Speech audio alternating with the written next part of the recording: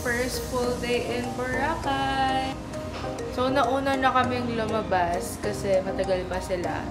And magpipicture-picture na kami sa beach. Tapos, bibili kung ano ang mabibili. Kung may mabibili. Kung may pambili. At kung may pambili. Pero pa tayo pambili? Kung may pambili. Maghahagdan na lang pala kami kasi second floor lang kami. Ba't pa tayo nag-elevator, no? So, ang itinerary namin for today is we're going to do water activities. We plan to have island hopping. Tapos, parasailing. Ngayon din pa tayo magpaparaw. Tapos, paraw sailing mamayang gabi. Hopefully. Sama na lahat sa paraw. Kasi paraw is ano naman, boat ride lang, di ba? Bimili nga ako. Doon sa ano? Hanapan mo ako ng mura, ako na magbabayad. Alam nga namang ikaw, no? Sabi mo may budget ka ng 1K. Meron! Ako pa. So, budget ko lang is 1K. Kasi, nung nag-graduation ako, ang daming nagbigay sa akin. Marami, 3. 3 lang! Kamsamida, sponsor. Sino isa? Ay, si Tito Rolly.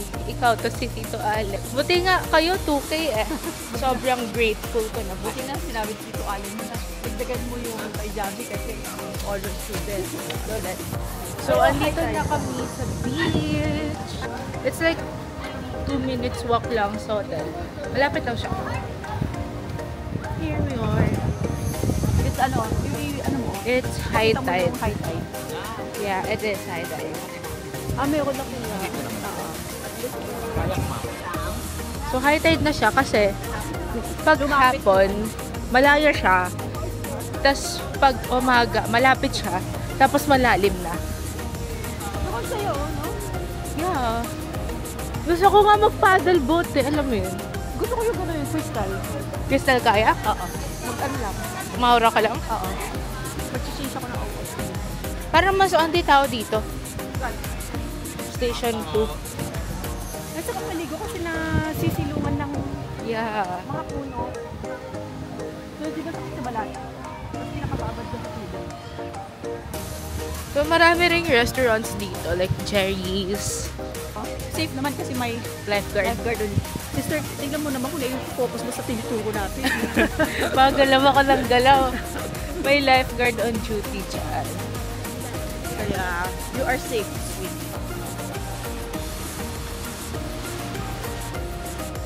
Ito sikat din po. Ayan. Chachas? Per see that on TikTok. Ang alam ko yung ano dito eh. Bili. So, mas marami pa palang shop sa loob.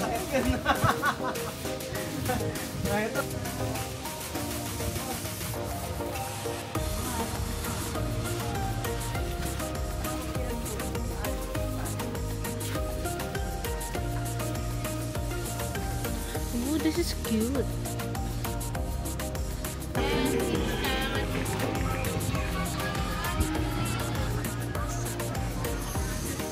Iniwan mo naman ako, sister. Di ba mas maganda to? Yung may pa-shell. Pag pa-shot kasi, beach mo lang siya magagamit.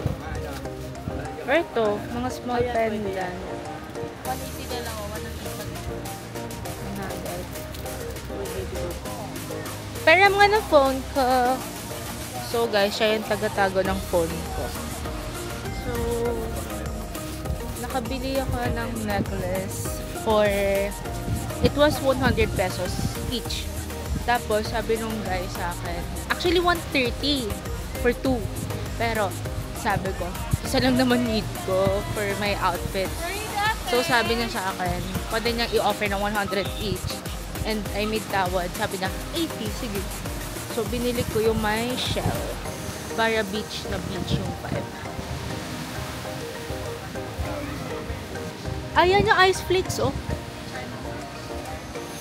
So, 9:31 na. And, wala pa yung mga kasama namin. So, pasok na naman tayo sa isang eskinita.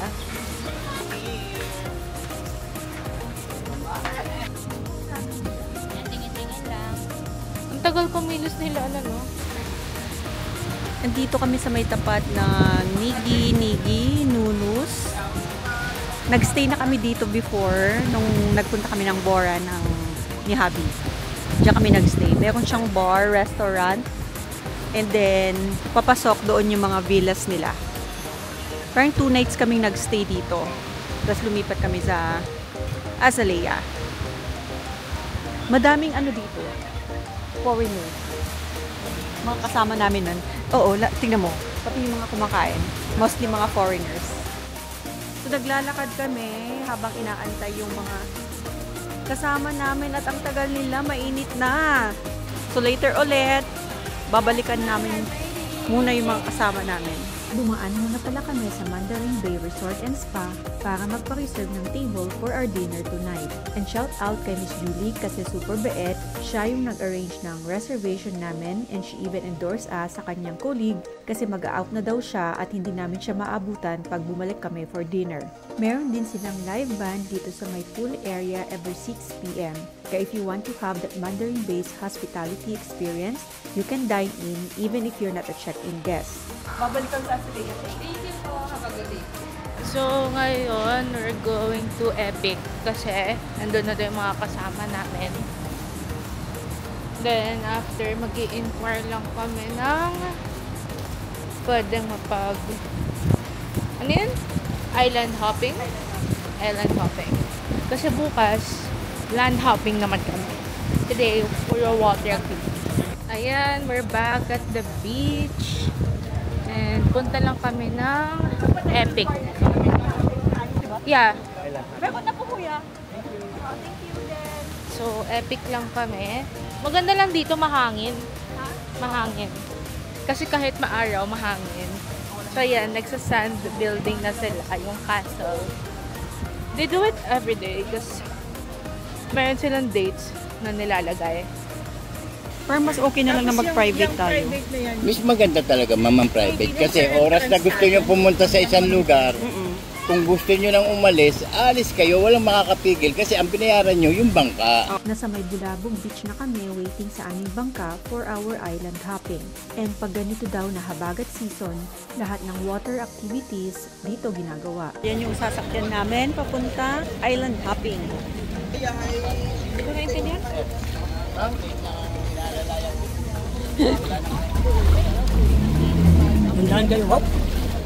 Thank you po.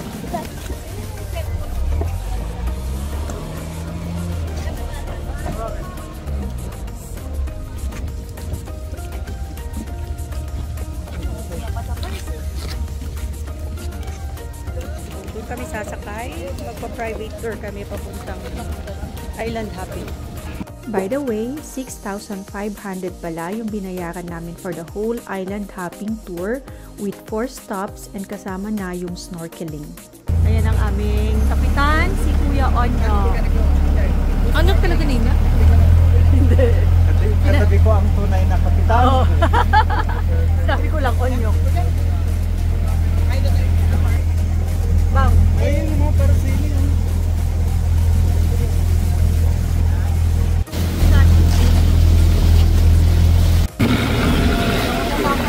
Naunahan na kami ng mga joiners. Mas malaki kasi yung nila. Mas malaki kasi yung bangka nila. And ayan, nakikita ko na yung Crystal Cave. Let's zoom in. Yan pala yung mga ginagamit nilang mga party boat. Usually sa hapon yan, pag pa-sunset. Tapos meron din siyang inflatable slide.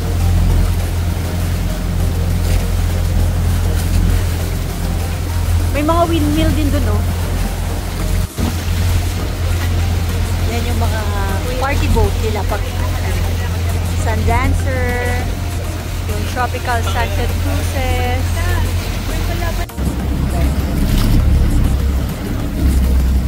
Ito naman daw yung Magic Island. Yan, Magic Island. Ayan na yung Crystal Cove.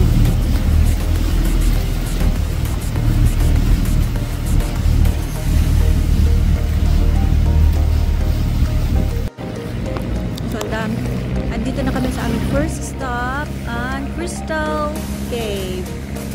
Smile ka naman! So, pagpapasok ng Crystal Cave, may entrance fee. Yan yung makikita sa loob. May Cove 1, Cove 2, tapos may mga view deck.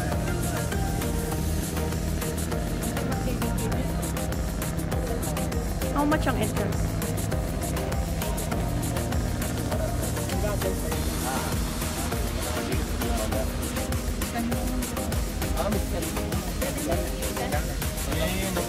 Is 150 for 3 feet height, and then 4 feet above is 300.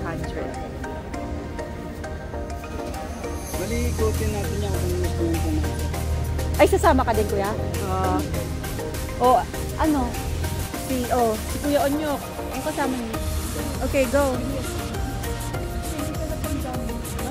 Huwag pa ka masulit nyo. Doon sa cave. Maganda doon. Bye! Dito na kami sa may Crystal Cove. And, galing, no? Mayroong pa-TikTok ang mga ante. May choreo pa sila. Yung Crystal Cave pala, katapat niya yung Magic Island. Yan daw yung Magic Island.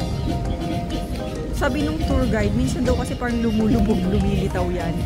I don't know. Siguro pag high tide, lulubog siya. Ayan yung ibang mga mag-island hopping. Tapos meron din dito I love Crystal Cove kung gusto niyo mag-picture taking before tayo pumasok sa mismong island. Nakapunta na kasi ako dito. Kasama ko nun si Javi. Kaya I prefer wag na lang pumasok. Bawal daw mag-swimming dito sa may harap kasi dyan nga nagdadak yung mga boat. Kaya doon daw sa kabilang side yung swimming area. Doon banda. Narinig ka, te. Magkano yan, kuya? Gano'n? 150 to 150 for 2? 150 for 2? Bibili tayo ng buko. 150 pesos daw yung dalawa. Bakit tayo bumitaw sa tali? Yan sa tali. Kasi makapasok ka rin.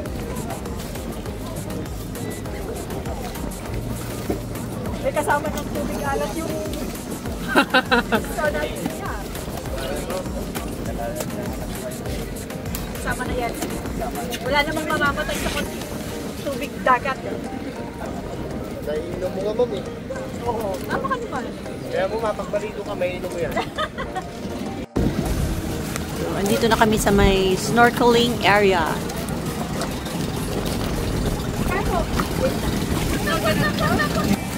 Dami ang kami niya katawa. Wait na kasi! Naubos ang energy mo sa kakatawa. Ayan na sila. Huwag na bumitaw sa tali ha, para hindi kayo malayo tumayo. Huwag bumitaw sa tali.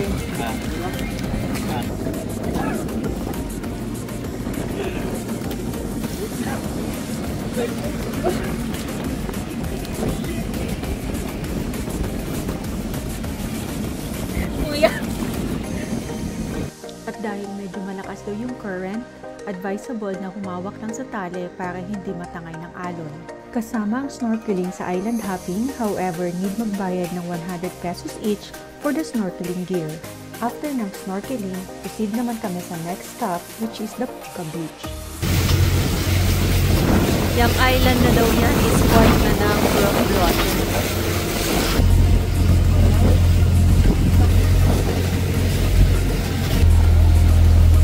That's Puka Beach.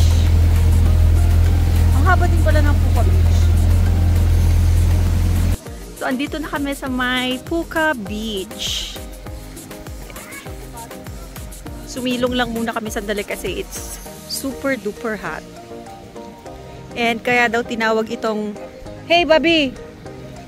Bakit ito tinawag na Puka Beach? Dati daw, sabi nila sa Kabihasnan. Kabihasnan! Dati, puka lang, dito lang makikita yung puka. Shell. Ikaw nga nag-explain sa akin. Dito lang makikita yung mga puka shells. Kaya tinawag na? siyang Puka Beach. Okay. Pero sa mainland na Boracay, meron ng puka. Oo, meron na. Kasi kumalat na. Maganda yung sand dito sa Puka. As in, super fine and white. Masarap sanang maligo kaso super tirik ang araw. Yung spine ng snake. Ahas talaga to? Yes po. May gamot kasi yan, Ito ma'am, yung sa pain. python, laki. Huh? Opo. Opo, ma'am. Ito gawa daw Kami sa lang mismong dito. bone ng Yan yung hindi pa talaga malinis, ma'am, yung nature. Oh, ano? Ito yung mga That's python. nice. Saan kayo nakakakuha ng mga ahas? Yan, ma'am, mga natrap na po yan, ma'am, sa mga Diyan sa mga gubat-gubat? cave. Really? And the black Yes po, ma'am. onyx. This is python snake bone. Yan yung, yung natural siya. Pag ano And the siya, tiger ganito na siya eyes, kapino. Pag ginagawa namin. Yung malalaki. Ahas yan? Yes po, ma'am. Ano daw? Bone ng snake? Discount ko na lang yan, ma'am. Kaya nga. Hindi siya nakakatusok? Hindi yan, ma'am, kasi pino. Ay, Ito kay yung tiger nakakatusok, ma'am, kasi ito yung nature. Ito, ma'am, try. Ano mo yung ito? Yung Pearl. yan, oh. Pandora. Totong pearl, ma'am. At saka may gamot yan, ma'am, sa pain yung snake. Para ma-discount ko kayo sa dalawa. Ibigay ko ng 8 yung dalawa. Marami na po akong pero. Ikaw mo, 800 na pearl. lang yung dalawa. Sa 550 nga, bigay ko na ng 400 kila mo. Mag-mango shake muna tayo dito sa may Puka Beach. Melon, lemon. Ito daw ang sample ng Puka Shells Grocery. After Puka Beach, fast forward na tayo. So, tapos na kaming mag-dinner dito sa may... Saan tayo nag-dinner, Ses? Mandarin Bay. So, ngayon, what's next? We're gonna walk lang sa beach kasi hahabulin din namin yung 10 p.m. na fire dance show. Okay, see you later! After namin kanina sa Puka Beach, bumalik na kami sa hotel. Hindi na ako nag-vlog kasi yung travel back lang naman yon and same thing lang yung makikita. Nagpahinga muna kami, then nag-dinner sa Mandarin Bay Resorts and Spa, nakatapat lang ng Azalea Hotel. Hindi na rin ako masyadong nag-vlog kasi may separate video ako sa aming dinner and you can check it out sa ating playlist. And now, naglalakad lang kami dahil plan namin manood ng fire dance. Naglalakad kami papuntang uptown para manood ng fire dance. Nag-decide kami na dito na lang sa Red Coconut manood since meron silang bar and restaurant and may kasama pang live band. Nag-order din muna kami ng cocktail drinks while waiting sa fire dance and I had their frozen margarita na tama lang yung balance ng alcohol. And bago ang fire dance, may performance din ang kanilang mga staff.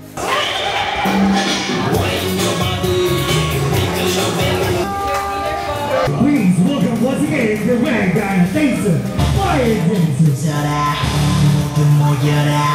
Need ko lang i-mute yung music since medyo malakas and baka makapiright tayo.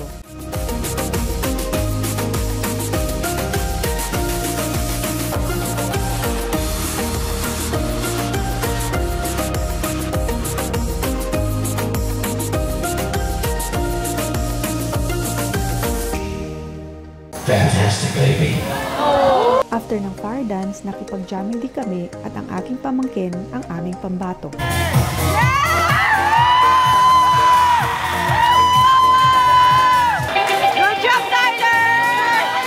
After namin manood ng fire dance, naglakad na kami pabalik sa aming hotel and nagpa-picture na din kami dito sa mga sand castle. 20 pesos ang tip and unlimited picture taking na may kasama pang pa-drone. Everyday pala nila ito pinapalitan since bawal daw na iwan ito ng overnight. Yun lang for our second day in Boracay. Thank you for watching. Agyamanak!